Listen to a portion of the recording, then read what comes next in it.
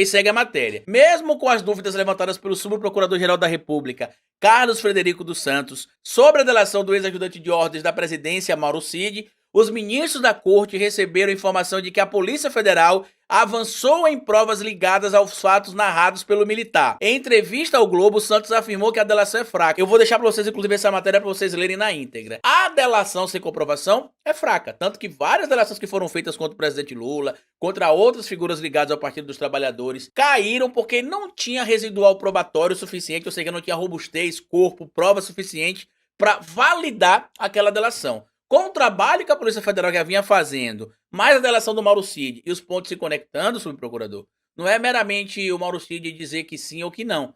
Porque, independente da confissão do Mauro Cid, por exemplo, que ele chegou até a dizer em um trecho da matéria ali da entrevista, que o Mauro Cid fez, na verdade, foi uma confissão e trouxe narrativas do que aconteceu. Só que tem materialidade, subprocurador, de tudo isso que o Mauro Cid está falando. As joias, a gente já tem a confissão do clã Bolsonaro, tanto da Michelle, dos advogados da Michelle, quanto dos advogados do Bolsonaro, que agora são os mesmos, admitindo sim que as joias foram vendidas, mas que as joias eram dele. Também tem o próprio Valdemar da Costa Neto dando entrevista semana passada dizendo que o Bolsonaro só errou em querer vender as joias fora do Brasil, que ele deveria ter vendido as joias aqui no Brasil. Então aí a gente já tem no mínimo o crime de peculato, e também teve a matéria que a gente trouxe aqui essa semana, que o Bolsonaro estava utilizando o Palácio da Alvorada para dar guarita ali a golpistas, inclusive em tese, agindo ali em parceria com eles para apoiar ou para instigar algum tipo de ato golpista, como a gente lembra que aconteceu a tentativa lá do dia 12 de dezembro, antes do que aconteceu na véspera do Natal e antes também do que aconteceu no 8 de janeiro. E aí segue o material. No STF, a expectativa é de que a PF conclua em 3 meses a investigação sobre a atuação do ex-presidente em um plano golpista para impedir a posse de Lula. Esse é o caso considerado o mais grave e que pode levar Bolsonaro à prisão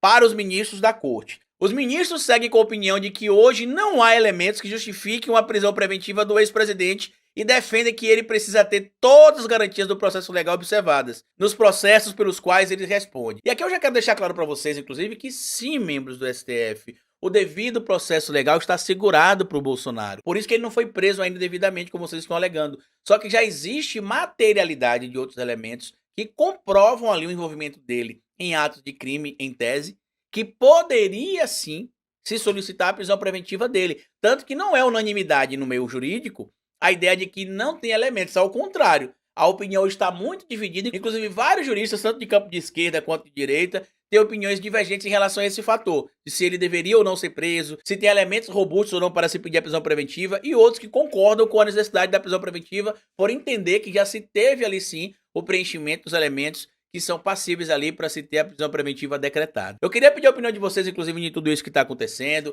Queria que vocês comentassem aqui embaixo o que vai acontecer daqui para frente, o que, é que vocês acreditam, pelo menos, que vai acontecer daqui para frente.